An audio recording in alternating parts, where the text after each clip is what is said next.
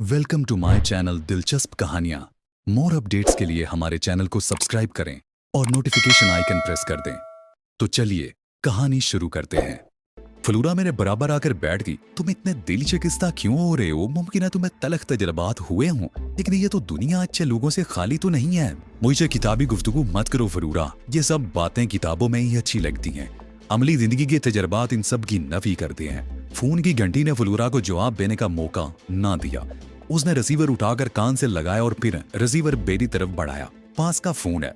उसने मुझे बताया तुमसे बात करना चाहते हैं। तुम कहाँ गायब हो गए थे मिस्टर एडम? मेरे हेलो कहने पर दूसरी तरफ से फॉक्स स्ट्रीट ने कहा, मैंने फोन किया था, मालूम हुआ तुम 2 बजे तक आओगे। मेरा ख्याल है अभी मैंने तुम्हारी मुलाजमत शुरू नहीं की है और तुम्हारा तहमकाना अंदाज उरूज को पहुंचा हुआ है। जब अभी से तुम्हारा ये हाल है तो बाद में क्या होगा? आदमी को इतना उखड़ भी नहीं होना चाहिए। फॉक्स स्ट्रीट ने नरम लहर में कहा, मैंने तुमसे जवाब तलबी तो नहीं की, वैसे ही पूछ लिया था। जो बातें जातियात के जमरे में आती हैं उनसे मेरी मुफाहमत नहीं हो सकती। खैर इन बातों को छोड़ो, ये बताओ इस वक्त मेरे पास आ सकते हो? नहीं, अभी तो मैंने खाना भी नहीं खाया, खाने के बाद आ सकूंगा। ठीक है, 1 घंटे बाद तो आ सकोगे, मैं तुम्हारा इंतजार कर रहा हूँ। मुझे कम से कम 1.5 घंटा लगेगा। मैंने कहा इससे कबल नहीं आ सकूंगा। चलो कोई बात नहीं, 1.5 घंटे बाद ही आ जाओ, मैं क्लब में तुम्हारा मुंतजिर रहूंगा। फोन बंद करके मैं फ्लोरा की तरफ मुड़ा। हालात और वक्त के साथ मुफाहमत करना सीखो। फ्लोरा ने मुझसे कहा, तुम्हारे अंदर जरा सी भी लचक नहीं है।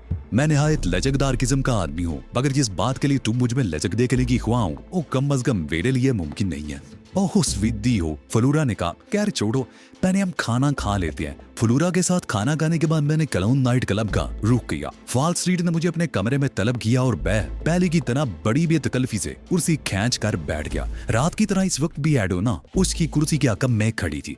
फॉक्स स्ट्रीट के अंदाज से मैंने अंदाजा लगा लिया था तो वो मेरी खिदमत बुस्तार लेने के लिए बेताब है। उसकी सूरत क्या होगी ये जानने के लिए मुझे थोड़ा सा सब्र करना था। खाना तो तुम खा कर आए हो, फॉक्स स्ट्रीट ने गुफ्तगू का आगाज करने से कबल कहा। ज्यादा पीने में जो पसंद करो बता दो, कॉफी या चाय में से कुछ भी मंगा लो। मैंने कहा साथ ही ये भी बता दो कि इस तरह जहमत देने की क्या वजह है? क्या मेरे बारे में कोई फैसला कर लिया है? फॉक्स स्ट्रीट ने हरूना से कॉफी लाने को कहा, फिर मुझसे मुखातिब हुआ। मैंने तुम्हारा कमाल देखते हुए तुम्हें बैसियर शार पर काम करने की पेशकश की थी, मगर तुमने उसे मुस्तरद कर दिया। वो पुरानी बात हुई फॉक्स स्ट्रीट, मैंने जानबूझकर उसकी बात करते हुए कहा, अब तो नई बात करो। तुमने अगर मेरी पेशकश कबूल कर ली होती तो अच्छा होता, इसलिए कि वो एक महफूज काम है जिसमें किसी किस्म के खतरात का सामना नहीं करना पड़ता। जिंदगी में खतरात ना हो तो जीने का लुत्फ गारत हो जाता है। मुझे खुशी है कि मैंने वो पेशकश रद्द कर दी थी। क्या तुम्हारे पास मेरे लिए कोई पुरखतर काम भी है? मैं तुम्हारी सलाहियतों और तजर्बा से नावाकिफ हूँ, लेकिन तुम्हें यह बताना जरूरी समझता हूँ कि फील्ड वर्क में किसी एक सलाहियत से काम नहीं चलता, बल्कि जब तक आदमी वो सी सलाहियतों का मुरक्कब ना हो, फील्ड वर्क में एक कदम भी नहीं चल सकता। क्या तुम्हें टोनी और एडगर का अशर याद नहीं? उसके बाद बदीर किसी वाफियत की जरूरत नहीं है। वो दोनों लफगे हैं। फॉक्स स्ट्रीट का चेहरा गुस्से से शुरू हो गया। उन्होंने क्लब के कवानीन की खुली खिलाफ वर्दी की है। मुझे नहीं मालूम था कि उन लोगों ने यहाँ इस किस्म की दांदरियों का बाजार गर्म कर रखा है। शार्पिंग के जरिए लोगों को लूटना तुम्हारे ख्याल में दयानतदारी है? मैंने तंदिया लहजे में कहा, यह कोई अनोखी बात नहीं, दुनिया भर में यही सब कुछ होता है। तुम्हें कुमार खाना भी ऐसा नहीं मिलेगा जहाँ कुमार खाने की सरपरस्ती में शार्पिंग ना की जाती हो। लेकिन हम किसी को मजबूर तो नहीं करते कि वो हमारे आदमी के साथ ही खेले। लोग आपस में भी खेलते हैं, लेकिन अगर कोई शख्स हमारे आदमियों से जीत जाता है तो उससे जबरदस्ती रकम नहीं छीनी जानी चाहिए। मैं इस चीज के सख्त खिलाफ हूँ। इससे हमारी साख मुतासर होती है और इसी एतबार से मैं तुम्हारा शुक्रगुजार हूँ कि तुम्हारी वजह से इन लोगों की दांदरियां मेरे इल्म में आई। मुझे मालूम हुआ है कि ये लोग इससे कबल भी कुछ जीतने वालों को क्लब के अंदर ही लूट चुके हैं। मैं उन्हें सख्त सदा दूंगा। क्या ये लाइलमी दायली के जमरे में नहीं आती? मैंने कहा और फॉक्स स्ट्रीट का चेहरा सुर हो गया। तुम बहुत खुरदरी अंदाज में गुफ्तगू करते हो, तुम्हें अपने अंदाजे गुफ्तगू में थोड़ी तब्दीली करनी चाहिए। इसे छोड़ो, मैंने बेपरवाही से कहा, और असल बात की तरफ आओ। टोनी और एडगर लफंगे ही सही, मगर कि इस वक्त तुमने उनको जेर किया, वो दोनों मुसल्ला थे। हम उस नुक्ते को नजरअंदाज नहीं कर सकते और यही वजह है कि हम तुम्हारे बारे में संजीदगी से सोचने पर मजबूर हो गए। तुम्हारा किसी से मरूम ना होना भी बहुत कुछ जाहिर करता है। बस मैंने बहुत गौर किया, लेकिन यह मैं तय नहीं कर पाया कि तुम्हें किस किस्म की जिम्मेदारियां सौंपी जाएं। मैंने तुमसे कहा था कि जो काम किसी और से ना हो रहा हो वो तुम पूरी जिम्मेदारी से एडम टी फ्लो को सौंप सकते हो। फिर इसमें क्या तरद्दुद है? फॉल स्ट्रीट मुझे गौर से देखने लगा। हमें संगीन हकाइक का सामना करना होता है। दूसरों के दावे पर आंख बंद करके एतबार करना हमारा शेवा नहीं होता। तुम इस सिलसिले में क्या कहते हो? मैं तुमसे मुत्तफिक हूँ। मैंने कहा, जो बातें तुम कर रहे हो वो अमूमी नौइयत की हैं और तुम्हारा मसला है। मुझे तुमने एंगेज किया है। मेरे सामने मसाइल नहीं, मसाइल का हल रखो। तुमने ये भी कहा था कि तुम किसी के पाबंद होकर नहीं रह सकते। फॉक्स स्ट्रीट बोला, तुम्हारी ये बात मुझे तरद्दुद में मुब्तला कर रही है। मैंने हरगिज ये नहीं कहा था। मैंने ये कहा था कि मैं बेजा किस्म के डिसिप्लिन की पाबंदी नहीं कर सकता। ये बात समझ लो फॉक्स स्ट्रीट के मैं अपनी खिदमत तो फरोख्त कर सकता हूँ, अपनी इज्जत नफ्स का सौदा नहीं कर सकता। ये भी सुन दो कि मैं जो काम जिम्मे लेता हूँ उसे अपनी पूरी सलाहियत बरवेकार लाकर इख्तिताम तक पहुँचाने की कोशिश करता हूँ। ठीक है। फॉक्स स्ट्रीट ने इस बात में सर हिलाया, फिर दराज खोलकर उसमें से चेक निकालकर बे की तरफ बढ़ाया। ये सिटी बैंक का चेक है, उसने कहा, सिर्फ 1 लाख का। कल सुबह ठीक 9 बजे तुम्हें ये चेक कैश करा के मुझे तक रकम पहुंचानी होगी। ये पहला काम कर दो, उसके बाद देखेंगे। मैंने चेक फॉक्स स्ट्रीट से ले लिया। क्या ये कोई काम और नहीं कर सकता? मैंने सरसरी अंदाज में कहा। यहाँ तुम अपनी रूह से तजावुज कर रहे हो। जो काम तुम्हें सौंपा गया है तुम्हें सिर्फ उसकी अंजामदेही से गरज रखनी चाहिए। ओके बॉस, मैंने हंस कर कहा, मुझे अपनी गलती का एहसास है। अब कल सुबह मुलाकात होगी। अगली सुबह बैंक खुलने के साथ ही मैं ठीक 9 बजे बैंक में दाखिल हुआ। शहर के वस्त में वाकई एक बड़ी ब्रांच थी। इस वक्त मैं जीन्स और शर्ट पहने हुए था और आंखों पर धूप का चश्मा था जो बैंक के अंदर आने के बावजूद मैंने नहीं उतारा था। बैंक का अमला पहले ही अपनी सीटें संभाल चुका था, मगर कैश इस वक्त लाकर रूम से जा रहा था। इस ब्रांच में यकीनन कैश बहुत ज्यादा रहता होगा, इसलिए यहाँ बैंक के दरवाजे पर मुतय्यन गार्ड के अलावा भी कई मुसल्लह पहरेदार नजर आ रहे थे जो नीली वर्दी में टहल रहे थे। लोगों की तादाद में इजाफा होना शुरू हो गया था, मगर काउंटर पर सबसे पहले चेक कैश करने वाला मैं था। काउंटर क्लर्क ने मुझसे चेक की पुष्ट पर दस्तखत करने को कहा। मैंने एडम डी वलूक के फर्जी दस्तखत करके चेक उसकी तरफ बढ़ा दिया और उसने रजिस्टर में अंदराज करने के बाद एक टोकन मेरे हवाले कर दिया जिस पर 1 लाख लिखा हुआ था। चेक की पुष्ट पर नंबर डालने के बाद उसने बराबर वाले शख्स की तरफ बढ़ा दिया। मैं दीवारों के साथ लगे हुए सोफे पर बैठने की बजाय काउंटर के ही एक तरफ खड़ा हो गया। मैं चेक पर नजर रखना चाहता था। दूसरी शख्स ने चेक लेकर 1 लेजर की वर्क गर्दानी की। गालिबन वो अकाउंट का बैलेंस चेक कर रहा था। बैलेंस चेक करने के बाद उसने चेक पर दस्तखत किए और अपने अकम में मेज पर रख दिया। उस शख्स ने अपने पास मौजूद रिकॉर्ड चेक के दस्तखत का मुआजना किया और फिर एक हैरत अंगेज बात हुई। उसने बीएन को बुलाकर चेक उसके हवाले किया और उससे कुछ कहा जो फासला ज्यादा होने की वजह से मैं सुन नहीं सका। ताम ये तो मैं देख ही सका था कि पीएन चेक लेकर उस कैबिन की तरफ बढ़ गया था जिस पर मैनेजर की तस्दीक लगी हुई थी। ये एक मामूली बात थी। आमतौर पर चेक मैनेजर तक नहीं जाता था। जो चेक दिया गया था वो मैनेजर तक ले जाया गया था। यकीनन कोई गैर मामूली बात थी। मुझे खतरे का एहसास हुआ, लेकिन मैं पीछे नहीं हट सकता था। अब जो भी होता मुझे भुगतना ही था। इतना तो मुझे यकीन था कि मैं किसी बड़ी मुश्किल में नहीं फंसूंगा और इधर फंस भी गया तो बआसानी यहाँ से निकल जाऊंगा। 4 मिनट बड़े सुकून से गुजर गए। मेरे बाद वालों की चेक कैश होते रहे और वो रकमें लेकर जाते रहे। अब तक 5 अफराद को अदायगी की जा चुकी थी। कैशियर ने मेरा नंबर पुकारा। मैं देख रहा था कि मेरा चेक कैशियर के पास नहीं आया था। फिर उसने मेरा नंबर क्यों पुकारा था? बात जो भी रही हो, ये सोचने का वक्त नहीं था। बैंक के कैशियर के पास इतनी फुर्सत नहीं होती कि वो किसी फर्द का इंतजार करता रहे। मैं तेजी से आगे बढ़कर कैश काउंटर पर पहुंचा और कैशियर की तरफ टोकन बढ़ा दिया। कैशियर ने मुझसे टोकन लेकर उस पर खुदा हुआ नंबर देखा, फिर टोकन वापस करके बोला, आप मैनेजर साहब के पास चले जाए। मैंने टोकन वापस लेते हुए तफहीमी अंदाज में सर हिलाया और काउंटर के अटम से घूमकर बैंक के दूसरे सिरे पर वाकई मैनेजर के कैबिन की तरफ बढ़ने लगा। कैशियर से कुछ कहना सुनना फजूल था, वो तो शायद कुछ जानता ही ना हो। मैनेजर से इजाजत लेकर मैं उसके कैबिन में दाखिल हो गया। शाह मैनेजर मुझे सवालिया नजरों से देख रहा था। मैंने एक चेक पेश किया था। मैंने मैनेजर से कहा, लेकिन कैशियर ने मुझे आपके पास भेज दिया। मैं नहीं समझ सकता कि ऐसा क्यों हुआ। ओहो, तुझे चेक आपने पेश किया था। मैनेजर ने खुश इखलाकी से कहा, तशरीफ रखिए। उसने अपने सामने रखी हुई कुर्सियों में से एक की तरफ इशारा किया और मैं बैठ गया। मेरा वक्त बहुत कीमती है मैनेजर साहब, मैंने कहा, और मैं अपना कीमती वक्त यूं जाया नहीं कर सकता। मुझे बताइए कि मसला क्या है। मैनेजर ने एक तवील सांस ली। मैं पूछ सकता हूँ कि ये चेक आपको कहाँ से मिला? मैनेजर ने कहा। उसका लहजा सरसरी था, मगर मैं बहुत कुछ महसूस कर सकता था। क्या मतलब? मैंने माथे पर शिकने डालकर पूछा। क्या चेक कैश कराने के लिए ये बताना भी जरूरी होता है? मखसूस हालात में हम अपने किसी भी क्लाइंट से ये सवाल कर सकते हैं। मैनेजर ने मखसूस पर जोर देते हुए मैंने खेज लहजे में कहा, क्या बैंक के कवानीन में ऐसी कोई शेख मौजूद है? मैंने सर्द लहजे में कहा, जिसके तहत आप इस किस्म की पूछगछ कर सकते हो। फर्ज कीजिए हमारा क्लाइंट हमें अपनी चेकबुक या चेकबुक वैसे किसी चेक की गुमशुदगी की इतला देता है। मैनेजर ने मेरी आंखों में देखते हुए कहा, ऐसी सूरत में हम क्या करेंगे? मैं दम बखुद रह गया। ये फॉक्स स्ट्रीट ने मेरे साथ किस किस्म का खेल खेला था, लेकिन मैंने अपने आवाज यकदा रखे। मैं यहाँ मफरूदों पर गुफ्तगू करने की गरज से नहीं आया हूँ मिस्टर मैनेजर। अगर इस चेक के कैश होने में किसी किस्म की कबाहत है तो आप चेक वापस कर सकते हैं। मैंने आपसे पूछा है कि ये चेक आपको कहाँ से मिला है। मैनेजर ने सख्त लहजे में कहा, मुझे अफसोस है मिस्टर मैनेजर, मैंने उठते हुए कहा, मैं किसी गैर मुतल्लिक सवाल का जवाब नहीं दे सकता।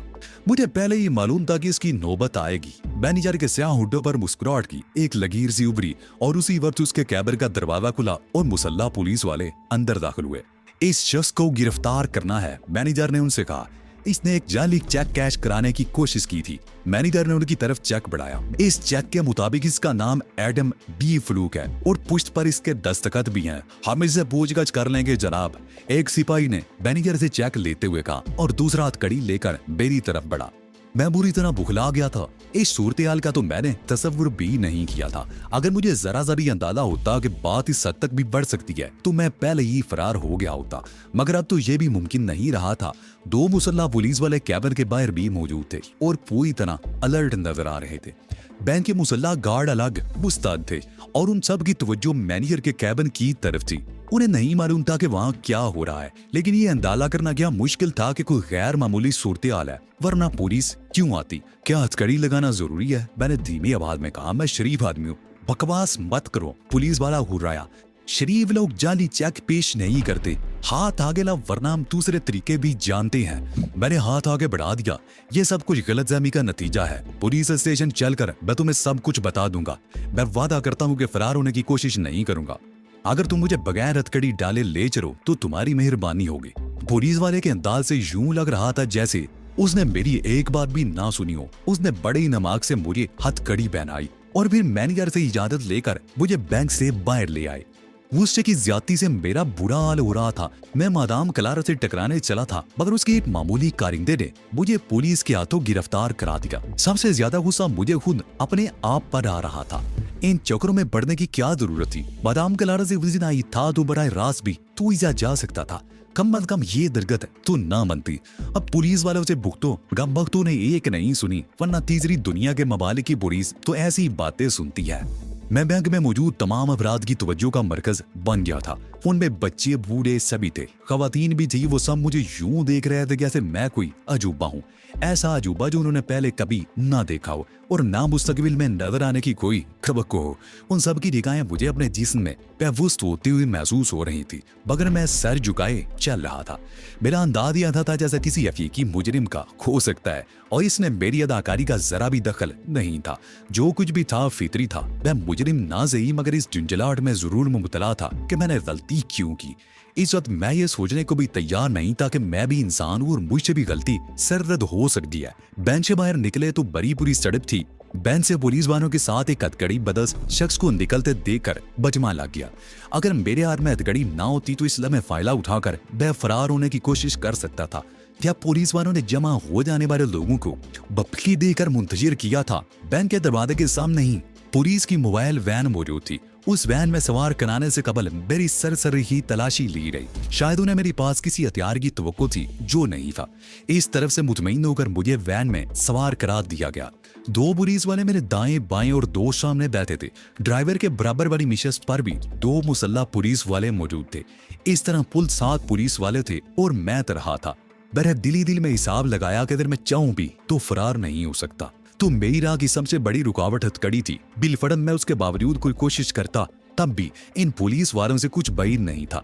इन्हें वैसे भी अपनी उंगलियों पर कंट्रोल नहीं होता। पुगलाहट में इस बात का ख्याल भी नहीं करते कि फायरिंग से उनके अपने साथी भी जख्मी हो सकते हैं और फायरिंग शुरू कर देते हैं। कब से जाली चेक बनाने का दद्दा कर रहे हो? वैन रवाना होने से कबल एक पुलिस वाले ने सवाल किया। ये ऐसे कबूल करने वाला नहीं है। दूसरे ने टुकड़ा लगाया। सूरज से ही आदमी मुजरिम लगता है, इस पर बड़ी मेहनत करनी पड़ेगी, आसानी से कुछ नहीं उगलेगा। वह खून के घूंट पी कर रह गया। उन लोगों के मुंह लगना फजूल था। वो तो अपने बाप पर भी एतबार ना करने वाले लोग थे।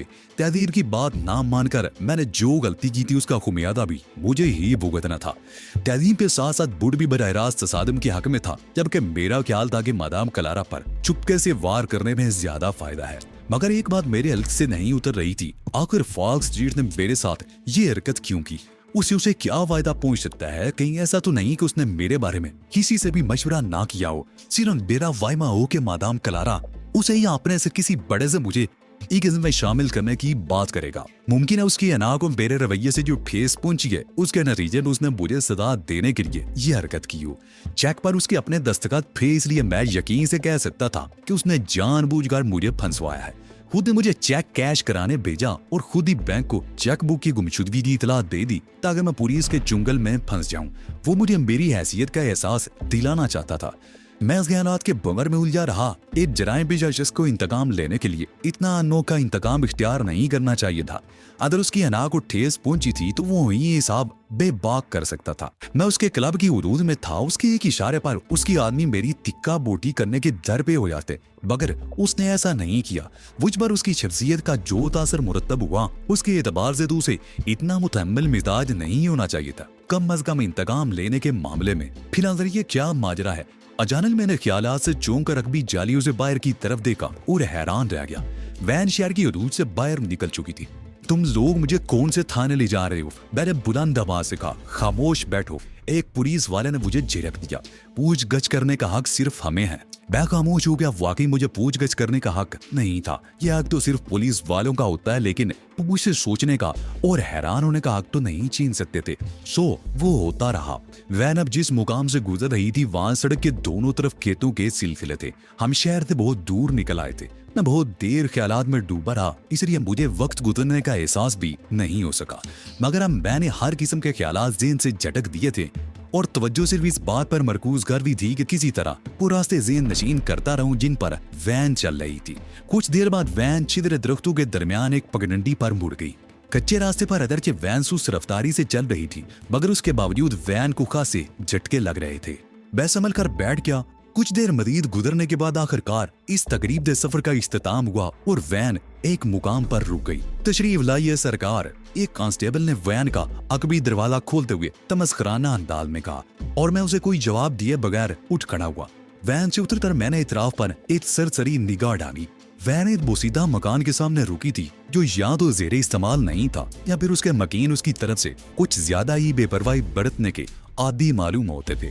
मकान के नजदीक एक चौड़े मुंह वाला चौकोर कुआं था। उससे खेतों को सैराब करने का काम लिया जाता था। इन दो चीजों के अलावा तीसरी कोई काबिल जिक्र चीज नजर नहीं आई। ये कौन सा थाना है? मैंने उनसे पूछा, मगर अब उनके तेवर खासे बदले हुए नजर आ रहे। खाने कचहरी से हम लोगों को खुदा के वास्ते का बैल है। उनमें से एक ने कहा, हम तो अपने मुतालबात खुद ही तय कर लेते हैं। मेरे होंठ पिंच गए। मामला और ज्यादा उलझ गया था। इस बात में तो कोई कलाम नहीं रहा था कि वो लोग नकली पुलिस वाले थे।